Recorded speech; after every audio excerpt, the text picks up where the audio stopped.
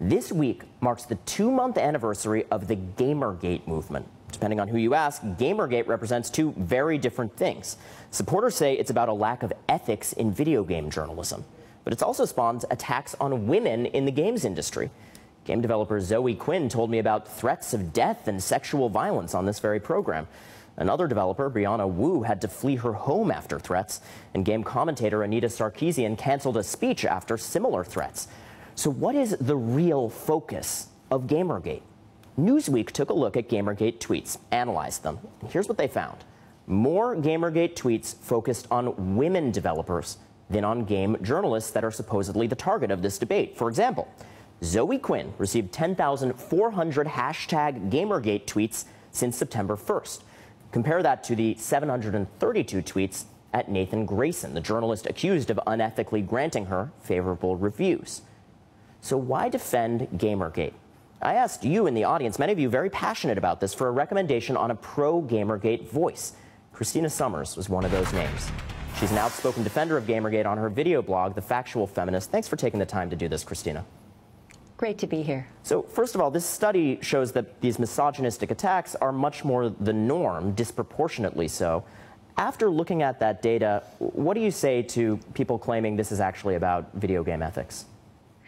Well, things happen quickly on the internet. That study has been taken apart several times. It turned out that the vast majority of the tweets were neutral, and that what they found was that those women were mentioned when they were in the news because they were just, there was a lot of publicity. But if you go back and take a more sober look, it's more complex. And that's what I'm really here to say, is this is a complex story. But there, like any social movement, there are idealists, careerists, and thugs on both sides. And the media seems to be focused on the idealists against Gamergate and the thugs in Gamergate, and I just want to bring some balance. So on that claim that the tone was neutral, they did actually find in this same study that the tone was more negative towards women. What do you make of that? Well, again, that study was tendentious. It was what we need desperately, and I think this is what a lot of gamers want. I don't think they are anti-women. They are pro-transparency. They are in favor of responsible research. Now, fortunately, the Pew Foundation did a very rigorous study. It was released, I think, last week, and showed that overall, most people are happy on the internet, but there's a lot of ugliness. A lot of people get insulted, more men than women. Women tend to get more harassment. But when it comes to threats, about 10% of men in the study had been threatened and 6% of women. We spoke to one of the women at the center of this controversy, Zoe Quinn. She was very defiant. Take a listen to this. I really wish they would just grow up. I'm not going anywhere. Neither is Brianna. Neither are any of the other women that have been targeted, aside from those who had to quit. Christina, what's your message to women fighting back like this? Oh, I'm glad they're fighting back, and my heart goes out to them. There are vicious trolls issuing threats, but what you have to know is that people on both sides of the controversy are getting them. Now, for now, the media has highlighted people like Zoe Quinn, and as I said, I feel terrible that this has happened. It's frightening and it's inexcusable, but it's happening to people in Gamergate.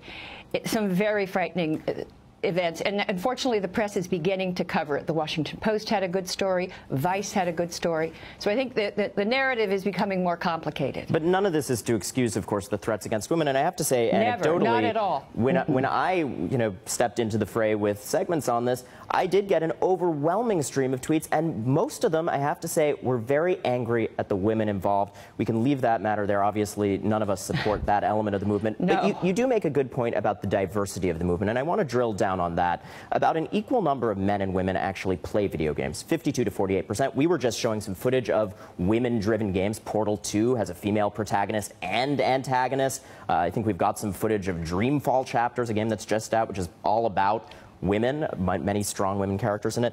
The industry is becoming more diverse, and the content's becoming more diverse. I myself am a gamer, and I see a lot of that firsthand, and I understand your efforts to drive a more sensitive conversation about games. But my question to you is this: isn't it possible to both say all of that and still criticize a lack of maturity in this conversation, a a surplus of immaturity and a surplus of misogyny in this conversation that has sprung out of the gaming business and world. Well, let's make a distinction between the immaturity and the misogyny. About the immaturity, this is a long-standing criticism from gamers. They want more interesting games. They want more challenging games. And there's a subculture of gamers who particularly like sort of abstract, formal systems. They're almost like chess, but they have, you know, they're very engaging. They're competitive. They require a lot of manual and mental dexterity, and they love these games. They're a core market. And anyway, I think that these gamers feel that they're under siege. They're being attacked for what they like. And I think we should just celebrate all sorts of games, but not attack a subculture. And Gamergate is an effort to defend a subculture that's under siege. And certainly, Christina, you are making a valuable point about gamers and gaming. I would just caution it's important to separate out Gamergate, which I do think has come to represent a number of other things. But I take your point. I wish we had more time, Christina. We're going to stay on this issue, and we'll keep track of your outspoken stance on it, too. Thank you so much.